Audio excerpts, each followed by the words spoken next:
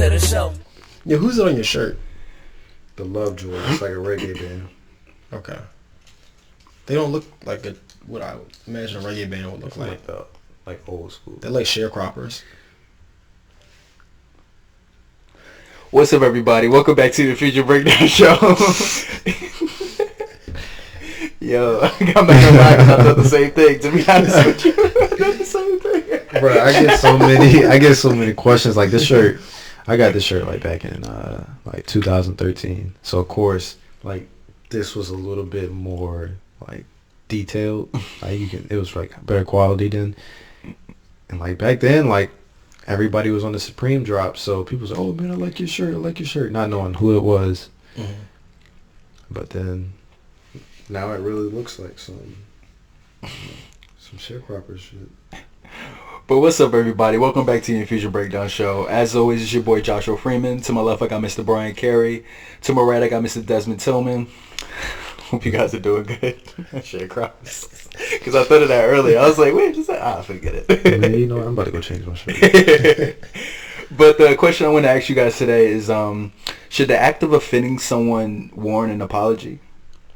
So, I don't know what you guys think of exactly. So I didn't want to go into this with just like a knee-jerk answer and just say no, because that's my answer. But I think it's a little bit more complicated than that. Are you offended? No, fucking with you. Okay, I'm not apologizing. Alright, that's it. Episode over. So the whole premise of being offended, so I asked myself, when am I offended personally? And it's always when something resonates with me personally that the other person is unaware of.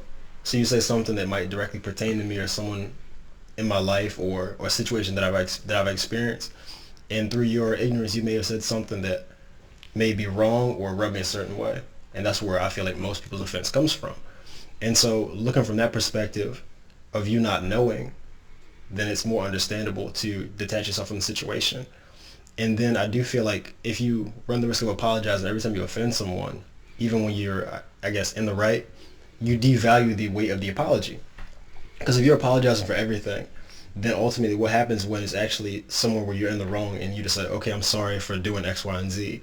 I learned this. So what do you do? Because then the expectation is set for you so much higher. Mm-hmm. An apology means nothing. What you think about it, Mr. Freeman? What I think about it? You said no, right?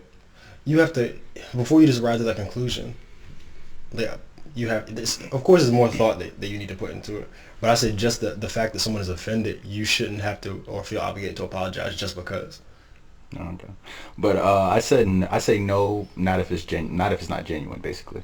My man. If it's not genuine, what's the point? It's basically, yeah. I mean, other than that though, because I feel a lot of people apologize these days, especially like as far as celebrities, companies, just to repair their images, not because they actually because of the backlash. Yeah, basically, not because they actually feel like, oh man, like we were really wrong on that one, because basically for the image, for themselves, for profit, mm-hmm. because that's capitalism, because that's the United States.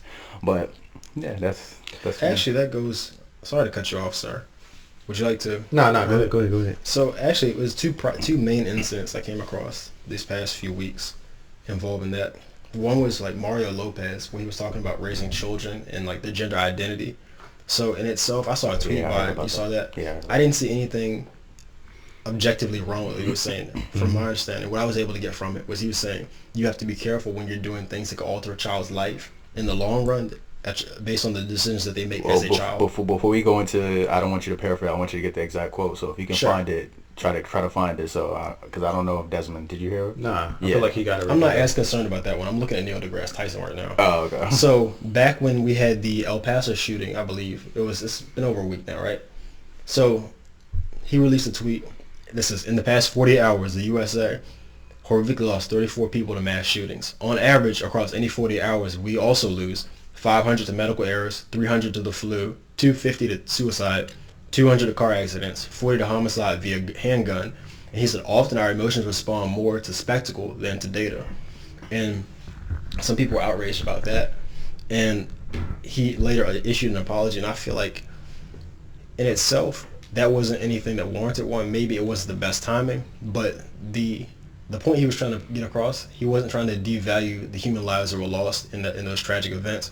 He was saying that we're outraged for that, but we also have other issues that we don't focus on that also cause human lives. So it's just like you pay attention to this one thing, but X, Y, and Z is also going on. It's not saying that it doesn't matter or it's non-consequential. Invalid or something. Yeah, it's not invalidating it whatsoever. It's just saying that, okay, you're aware of this. How about this? What are we doing for these as well? And I don't feel like if anything, the only thing he should have apologized for was perhaps the timing. That's another thing about apologize. You have to be very specific what you're apologizing for, so it's clearly conveyed. Mm-hmm. So what do you think about this same question pertaining to relationships? As far as the act of offending, offending your significant. It's a little bit different. Exactly. Because you have a stake in it, because the person's feelings actually matter to you, and it affects you because you're in a relationship with them. So it is a different dynamic.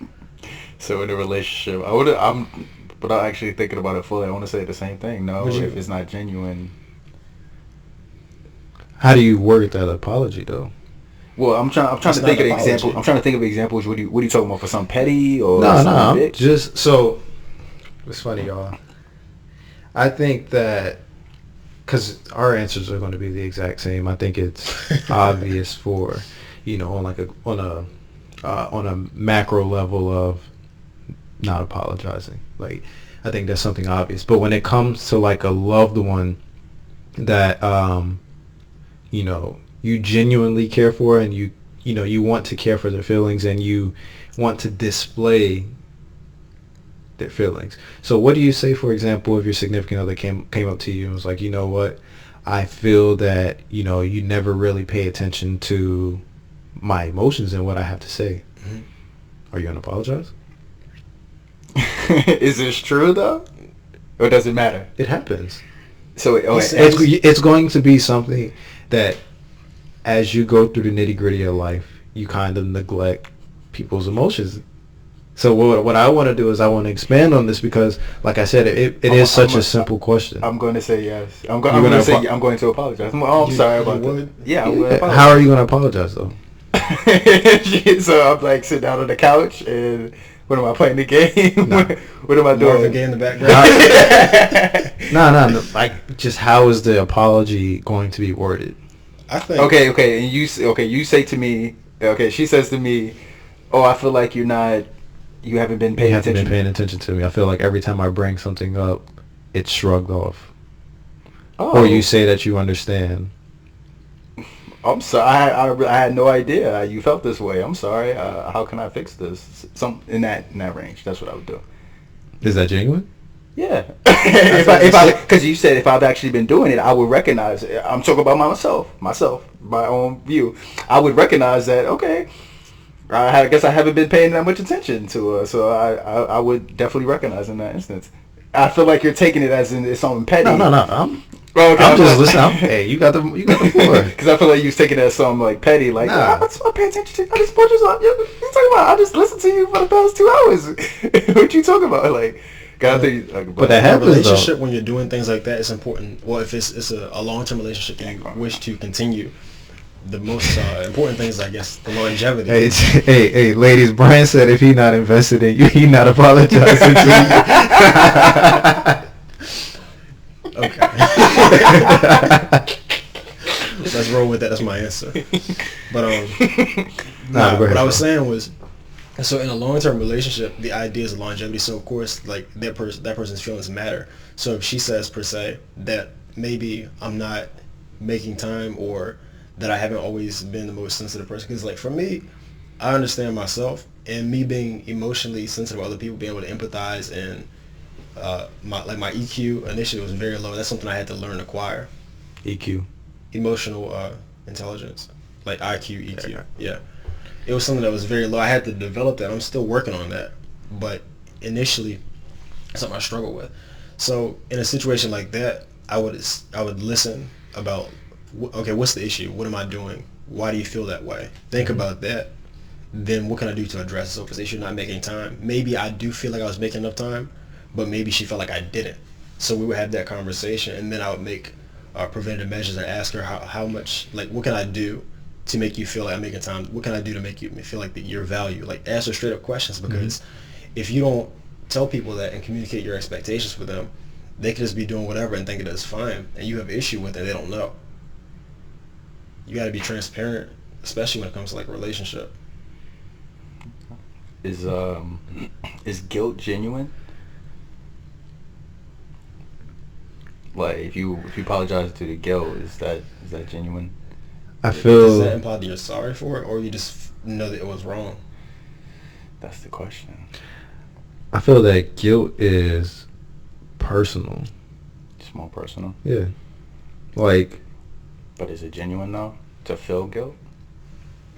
Or not always? I think that's a complex question, because I feel like we're looking at it as like, and I know you're not comparing the two at all, but I'm like, we're looking at it as like offending someone, as in you're not really necessarily worried about how you personally feel about the situation, but how somebody else feels. And now we're bringing it in as like, is guilt genuine? Yeah, like, you offended someone, right? And later on, you're like, man, you feel guilt about how you offended that person. Oh, how you made them feel. Yeah, okay, and cool. maybe how they acted out on it. I feel like if you're going to use your answers, I feel like yes, because, and I was actually going to rebuttal that, because you not even rebuttal it, but kind of like detour expand or diverge. Not diverge, expand. You know, when you said that you had to learn, essentially, how did you learn? Like, do you learn by addressing regular human beings in a human way, like, you know, attempting to understand their emotions, or do you like learn via being in and out of multiple relationships? Listening to everybody, people that are important to me. Like, so you look at it as more family, like. Well, not even like, it starts everywhere, because you can't be a caring person in one aspect and not another. Like, that's the skill that translates across multiple dimensions. If you're a complete shithead to your family, and then like it's highly unlikely that you're going to be the exact opposite in a relationship. You can do it. You could be a very shady person, very two-faced person, like Harvey Dent or something like that. But it's not easy. Those habits we have, those microaggressions, those behaviors that we have, they translate. We take them with us everywhere. Do you feel like some people maybe apologize for offending someone due to anxiety and the fear of hurting someone's feelings? Yeah. Do you think that guilt is genuine? Due to them fearing that they hurt someone's feelings? Yeah. I think, well... What's the difference? Between what exactly? Because you're saying your question was like, is the guilt genuine if you rationally come to the conclusion that like, damn, I really did hurt their feelings? But I'm asking if the guilt is caused by anxiety and you are thus apologizing, is it genuine? Doesn't matter, because like, if you recognize that you did something wrong and it's causing you discomfort, you're doing the thing to properly make amends for it. I'm saying that when you rationally realize something, you are then respecting somebody's opinion. I'm saying if it's anxiety dependent, that means you're fearful of hurting someone else's feelings. Like, you're not apologizing to understand, you're apologizing because you feel you're hurting their feelings, and you don't want that negative energy or negative karma. It's almost selfish if you, in a way. I was about to say that, like, it could be selfish too, because you could be like, that perception. Could you put that in like a real world example? I'm still struggling with that concept. Yeah. So, say for example, you know, you are, we'll say 2010, 2011. You're at a bar, and you're sitting next to this dude, and you ask the dude, oh, well, what girl are you with? He says, I'm not. And a dude walks up to him, and they have their emotional connection, and you look at it, and you're like, what the fuck? I would like what the fuck? That's genuinely what you say at the moment. And saying what the fuck to seeing two men embrace themselves in a way that you would normally see as a man and a woman, thus sparks, you know, some offense on their end. Mm-hmm. You sit here and then you say to yourself, what does their relationship have to do with you? How does it impact you? It doesn't. You rationally realize that how you felt at that moment no longer is relevant, and you then issue an apology.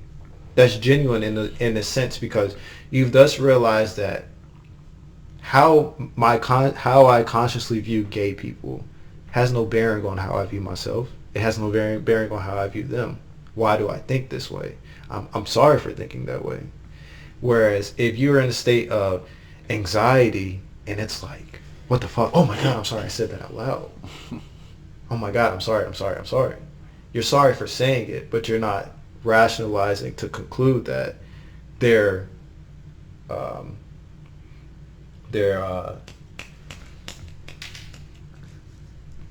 emotional choice, their life decision to see people of the same sex has no bearing on you. It has no control over your life. You're apologizing because you said something that you didn't mean to say, and you don't want to come off as a bad person. Because that's to me, that's anxiety. That's so what's the question based off that? You're saying, is it? No way. It's not. The question was that logical? No, I said if a guilt is it genuine? Is guilt caused by anxiety genuine? You recognize it's wrong, so I would say so. It's a little different. Like it's very situation specific. But I'll give you that. The premise that you realize what you said offended someone or that it has some impact one way or the other, I feel that requires some credit to be taken, to be given to that person. But you don't think that's any different than like,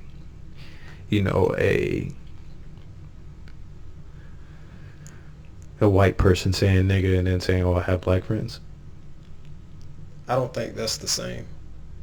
But so look at this. So I can guarantee you there's ways that I think, and ways that you probably think about personally yourself too, but the ways that we think that would reflect negatively upon the other person. Let's say like there's something that I might think about a group you belong to or something that you do, or like maybe like give me an example. Like what sport did you play in school? Basketball. Okay, basketball. I might think all black basketball players are idiots, but that doesn't make me not genuine for me to if I realize that by me saying that I offended you, I can have those beliefs and keep them to myself. But when I start to materialize them and put them out into the world and affect other people, I feel like that's where it becomes problematic. Like you can't force somebody to change their opinion. Like even if it's wrong. Yeah, while I understand that, I think it's, and not to say that's wrong at all. I think that it's a very valid point, but then at the same time, I think we're just measuring like the genuineness of a actual rational based apology versus an anxious apology. Mm-hmm. Because the reason why I use the gay example for as an example is because to show like the anxious response isn't a genuine response. Like you're not apologizing because their sexual orientation has no bearing on you. You're apologizing because you said something you didn't mean to out loud. It's almost as like a closet racist would. Mm-hmm. Like if a closet racist comes out and says something and then they retract it, we don't sit here and say, oh, they didn't mean that. We're saying, oh, they're showing their true colors now. So what's the difference between the two? And even if they did learn from it and they actually were apologetic, we would never know. So it's not up to me to make that deduction. But personally, though, how would you... Like, I know it's not up to us to make that deduction, but how would you assess it? Like, if I was a witness or if I was in the person's shoes, the person making that anxious apology. The person making the anxious... It's something that would dwell with you. Because after you did it, like you said, it's anxiety-driven. Yeah. You would think about it well after it's over. So that itself could be the catalyst for changing your perspective, the way that you see things, the way that you react in the future. Mm-hmm. Could be a learning experience. You can still learn the anxiety. There we go. That's what I was just trying to get you to. Like, in the moment, it's not a genuine response. But then, now that you dwell on it, now that you realize that it affects somebody the same way anxiety might affect you, mm-hmm. then you become apologetic. Because my original question was, if it's I'm sorry in the moment, but you still feel the same way, is it genuine? And then you bring on it, I'm sorry and I apologize in the moment. And then it takes maybe months, maybe days, maybe years to see that it really does have no effect. Because, like I said, my two examples were real time. Like the first what the fuck was like, he said it out loud. Mm-hmm. Then he thought. He was like, I apologize for how I, like, you rationalize really quick. You come back and you apologize. I don't want no harm. I didn't mean no foul. Whereas the other person is like, the anxious person might say, I'm sorry, and then like walk away. Might leave the bar, might try and go find somebody else to be with. If you're hypothetical. Mm-hmm. So. Yeah. But, interesting.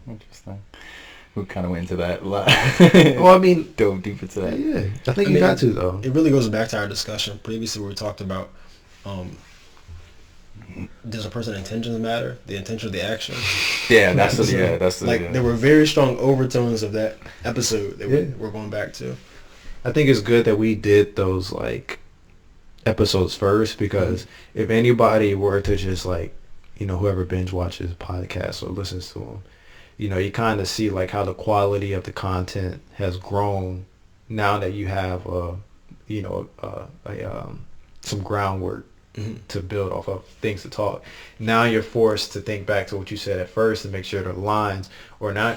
Now you can see how Desmond's, mindset has grown since, October or November, and now you see how Bryan's and Josh. I feel that's more important than looking back to making sure that I'm saying the same thing that's in line with that, because like. Of course, we're not politicians. We're the president. Yeah. You said this at that June 1st. Hey, be careful, bro. Somebody gonna pull your. The whole point of doing this, I feel like we should all be able to learn something from one another. Yeah. And if we're not doing that, then what's the point? But through us learning, of course, your perspective, your opinion is gonna change on things. Mm-hmm. So you can look back and see the evolution of your mindset and your stance on things. Because there's certain things I might have, my stance on certain issues that I may have disagreed with. There's been times we sat down at the show and right then, through us recording, we convinced each other one way or another that maybe you might have proved me wrong. Yeah. Happened a few times. Yeah. But to wrap everything up as far as like the context of my questions, I don't know if y'all were getting it, but I'm a firm believer in the best apology is change actions. Change the actions. Yeah. Or change behavior. Change actions, change behavior. Mm-hmm. So like how, you might have genuine change actions. Yeah. Like how you were saying like your first thing would have been, I'm sorry. Why was it your first thing? What's wrong? What am I doing wrong? Why was your first thing to apologize instead of actually trying to rectify the situation? No, that was second though. I know it was second, but why is it in the first? Because the actual action in itself of changing behavior should be primary. So it was better for me to say. Yeah, because you say here, and I'm basing it off this. What if you say I'm sorry, and then the same thing happens again? Now she's just collecting sorries. Would you prefer him to change his behavior then apologize a month later? I would prefer not to apologize at all. Wait, something like that. I read that there's 3 parts of an apology. Like, what did I do wrong? The actual I'm sorry part, and then the changed action. If you're missing any one of those 3 points. I was about to say, so are you saying you're not sorry? No, I'm not saying that I'm sorry. I'm saying that I'm going to show my apology via change your action. Because what is sorry? To that person, it's the fact that you're acknowledging that you're wrong. That's important. But acknowledging that you're wrong is the same thing as saying, what can I do to fix it? I feel like if it was different if you was not just saying I'm sorry, but I forgot what people said. But people say like I'm sorry, I won't do it again or something like that. Exactly. Or it's okay, or something like that. But what's wrong with elevating the game and completely expunging I'm sorry? But me saying I'm sorry does not mean I'm not gonna do it. Like change action. No, I get that. So I feel like you pick it up with the word I'm sorry. You feel like you're trying to be condescending. It shows an element of remorse. I feel like you're trying to be condescending about that. But the fact you're saying you're sorry, that allows me to see it. Like let's say you step on my shoe, and you say, "My bad, I'm sorry." Exactly. I didn't mean to step on your shoe. He'll be more like, "I won't do it again." Just walk away like what? It allows me to see that you actually have some element of remorse and you acknowledge that there's wrongdoing. While I agree in that aspect, I was bringing it back to like the relationship thing. Mm-hmm. Because, obviously if I step on somebody's shoes, I am going to apologize. Like, the reason why I'm apologizing is because I acknowledge that you spent your hard-earned money on the shoes. Mm-hmm. But when I'm talking about the relationship, we aren't like counting pennies or, counting deeds. what is going to really matter is like the I'm sorry, and if anything is going to happen after that I'm sorry, rather than just saying what can I do to make it better. Because like an apology with no change behavior, it doesn't, it's spineless. It's just floating. I think we all agree with that. So like, Desmond, I think you're cheating on me. Well, what can I do to make it better? I'm not sorry, but what can I do to make it better? I wouldn't even say I'm sorry. My response would be, well, what makes you feel that way? Because you don't apologize for things you're not guilty of. Exactly. So basically you feel you're not even guilty. It's not even the guilt thing. I'm saying, where is the apology warranted? If you're busy, you've acknowledged that, you haven't been spending the time. You shouldn't be but you can plan accordingly. I mean, you can, but when is it? Yeah, but I'm talking about as far as like spending time, making sure you have enough time for your girl, make sure you have enough time for get your work done. It's just like increased time management, which it's easier said than done, though. Of course. Oh, trust me. That's why I'm saying I'm saying because it's easier said than done, the likelihood of you messing up is far more likely than the likelihood of you getting it right multiple times in a row. So I'm saying, and because of that, you feel you don't need to say you're not sorry. Like, why are you going to apologize for being busy? Why are you going to apologize for tending to what you need to attend to?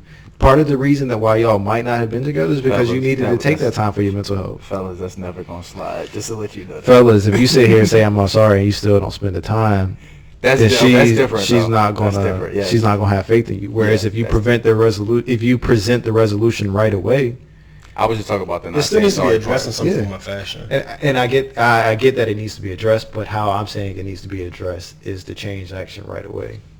Because think about how many women have heard I'm sorry. Think about how many women have heard I'll do better. How many women have actually heard, why do you feel that way? What can I do to make it better? What do you want to do this weekend? Where do you want to go? If you bring that to a tense situation, it's not going to stay tense. Like, women are expecting to hear I'm sorry. Hearing I'm sorry doesn't make them feel any better. The changed action makes them feel better. Yes, so I'm just saying that. I'm sorry. You making it seem like saying I'm sorry is like, oh, bitch, I'm gonna do it again. I'm not making it seem that way at all. I'm not making it seem that way. I'm saying like the I'm sorry is a bit unnecessary if you are able to take care of your shit. And so you're saying women don't even focus on the I'm sorry at all? No, I don't think they do at all. Because, like I said, it's something that they've heard millions of times. Like, women, I think that women are far more, like, emotionally intelligent than men, to where that they're going to pick up on changed behavior and changed actions before they'll pick up on a I'm sorry. Men pay attention to words, and we tend to judge the words. Whereas women are going to pick up the whole package, whether it's the words, the actions, the emotions, and everything that's gone with it. So if you say I'm sorry, but you're not in a mind frame to present a genuine I'm sorry. But okay, you say not say I'm sorry, and you just like, okay, well, how can I fix it, or where do you want to go this weekend or something like that? Yeah. What if you're still busy though? What if? I think if you're presenting those options, then you know that you can make time. I don't think you're just going to sit here and sit. But what options though? If you have weekends, then why would you give this option in the first place? Exactly. Well, I was just going over what I'm gonna say to rebuttal that is, you sit here, you say I'm sorry. What can we do this weekend? Weekend gets busy. I'm sorry again. No, I wasn't talking about that. That'd be bullshit. That's fucked up. So when we do this, oh, I'm sorry, not this weekend. What about that? Oh, I'm sorry, not that. And I'm not even saying it like that. I'm saying like you apologize first. You have the genuine conversation. Days go by. It's the day y'all are supposed to go out. But you say you don't want to apologize because you're... I'm taking your example. Oh, okay. How I'm basing that is like days go by. Now it's the day y'all are supposed to go out. Something comes up. What is it? What is she about to hear? Go ahead, tell me. I'm sorry. But yeah, But are you saying how she can make a designer Louis bag out of I'm sorry? It's the amount of I'm sorry she's heard in her life. Like I'm not like trying to sit here and say like saying I'm sorry is bad. I'm saying I'm sorry is worthless if it doesn't come with change behavior. And I'm saying that I'm sorry is worthless if you know you have changed, if you know you're going to change your behavior. It's worthless if you know you're gonna. It's worthless if you know. What do you think? I think because look, do you think it's worthless? No, because I was about to say. Listen, when you're changing your behavior, let's say you're doing the all behind the scenes, and that isn't communicated up front, you acknowledge something was wrong, and you're just doing it. Like you say, okay, well, over the course of the next few weeks, I'm going to change X, Y, and Z and make more time. But you never acknowledge the fact that you feel that was wrong and make the apology for it. The other person, she could sit there and say, well, she didn't know that, and she could have a whole misconception, and that could ruin the nature of the relationship based upon the fact that you weren't upfront about, X, Y, and Z. The whole process of like, yes, this is wrong. I'm sorry for it, and what can I do? This is what I am going to do. You know what you're doing right now? It, what? You're thinking logically. Maybe that's what's wrong with me. You think no. Like I said, men think logically. Women think with emotions. That's why I'm saying women are going to pick up on change behavior before we pick up on change behavior. Like, I can't tell you how many times, like, Sydney has done something that I've asked months ago and started doing it, and I don't realize it. But the second that, like, I don't come over, or the second that I don't call during a break, why are you not calling? Why are you not coming over? Like, women pick up on patterns more than men do. Like, as logically as we think logically in a moment. Whereas women are, like, they got timelines. They know what time you call. They know what time you go on break. I don't think that's the case. That you can just, I don't think that's the case. You can just divide it off by gender. Because people, when you enter a relationship or any kind of interaction, you set the precedent. Like, whatever standard you start with, you're held to it. You're expected to stand by it. And you think that process is unique to women? I 100% think it's unique to women. I think with the amount of women that I've dealt with and, like, just noticing trends, like noticing, like, I think it's 100% true that women age or mature faster than men, but they mature emotionally faster before men. They don't mature, like, practical and logical before men. Like, think about how many men have to go through, and women do too. Don't get me wrong, women do too. But think about how many men have to go through broken relationships after broken relationships before they finally catch on to something. So they can fuck it up.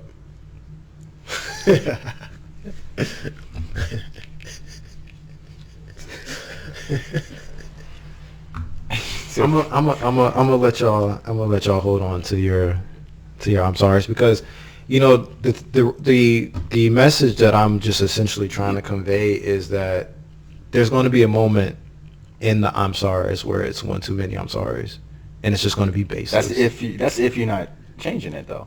No, because there's going to be times to where you do change it and you address everything, and then you fall back into the same routine. Like, nobody is going to... That's like a consistency, though, if we diving deep into it. All you're saying is that we're human, we fall short. You're going to fall short. That's what I'm saying. I'm being 100% realistic to where you're going to make the same mistake. But you can, at the same time, you can still perfect that behavior. For example, like somebody smoking cigarettes, they can stop smoking the cigarettes. Like, of course, they might go back a few times, but eventually they're going to get it right if they actually have the drive and the determination for it.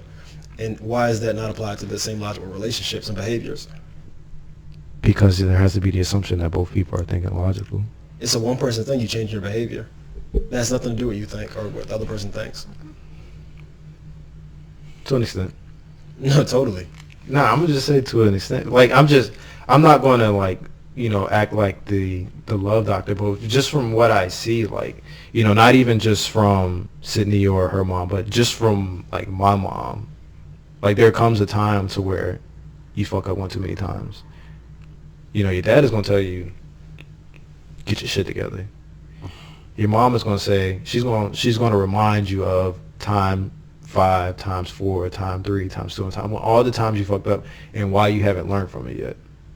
Your dad's not worried about time 4, time 3, times 2, times 1. He might bring them up, like, this is the same shit you're doing, like, you've done this before, but the woman is always going to bring it up every single time. Like, I'm not going to lie to you. I can't sit here and think of, like, all the wrong or all the things that Sydney doesn't do good, but I can tell you straight up that she's going to pay attention to my schedule more than I pay attention to it. She's She's going to pay attention to my schedule more than I pay attention to it, and she's going to pay attention to her own schedule more than I pay attention to it. That means that I'm not genuinely invested in a relationship. That just means that I'm going through shit. And I feel like no matter how much money you got in the bank, no matter how happy you genuinely are, you're going to go through shit. And some things are going to, be sacrificial when you go through shit. So at the end of the day, I'm not saying I'm sorry because I'm going through shit, because then that's not a genuine apology. Like, everybody goes through stuff. Why do I need to apologize that I'm going through shit? That's all I'm saying. Because you feel bad about how they are. But do you not sit here and think that maybe they should feel bad about how you feel and the fact that you're going through stuff? Have they taken the time out to address your emotional state? You're picking and choosing. I'm not, though. You are. You don't think they're picking and choosing? Well, that kind of goes back to another question we had. Should men's well-being be put on the same... Anyway, exactly. but we're not getting to that though. No, like I'm not gonna lie. I do apologize and I do say I'm sorry. I'm just presenting the idea that maybe the I'm sorry should be abandoned and just present. Ladies, you take a vote. What do you think? do you interject? What do you think?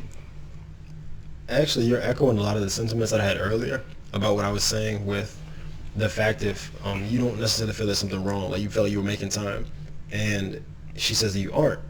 No, it's not that. I'm saying, like, so if why would you apologize for that? You would acknowledge the fact that, hey, I understand that you feel like that I'm not making enough time for you, and then what can I do? Or let's do this. Like, have a plan of action. That's different to where that you might not require necessarily I'm sorry, because in all reality, the expectation you had, you thought you were doing fine, and that it was never echoed to you or it was never communicated to you that the expectation was different. So at that point, I don't see the need for a sorry, but definitely, like I said earlier, it definitely needs to be addressed. Yeah. That's what you were getting at. The entire time. I got you. But when you're actually on the wrong, I do feel the sorry. Yeah, definitely. Like, I feel like I'm saying there are times to where, and so, I'm sorry is important because, like both of you said, it acknowledges feelings. But when we're talking about time, when we're talking about just affection or things of that nature, and we're not talking about things that are like supposed to be guilted, like, because I don't think you should want to be guilted into spending time. You shouldn't be guilted into giving compliments.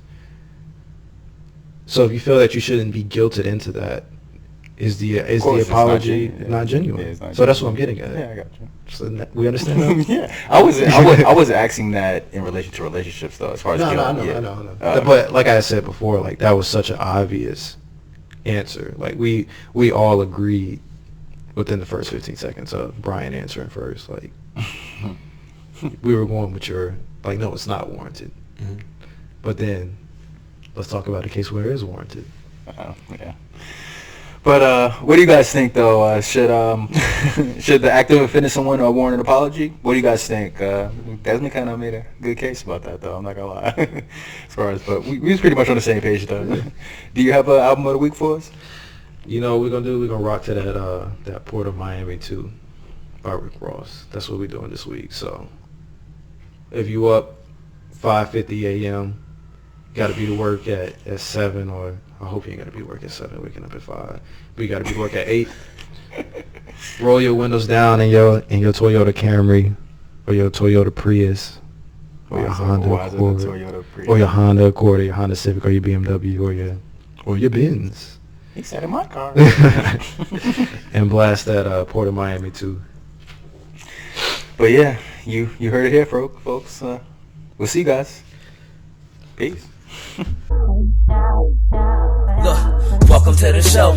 Go and take a seat. Let's talk about the world while taking a sip of tea. A bunch of brothers come together. That's something we love to see. The company can't get no better. We come from running the streets, but we here now. The vibes all good. We survived. We gon' try and show the world inside the minds of some visionary brothers. We only got each other. We don't support each other. Ain't nobody gonna love us. We can talk about the violence, the silence, the Mayans, the stake that the minds and the science, defiance, living and dying and laughing and crying, pure bliss and heartache and quitting and trying. That's real from the heart, truth in the heart. So come up in the future, we just gotta play our part. Can we handle that? Let them tear us apart. Infusion Breakdown Show. Go and talk about your thought.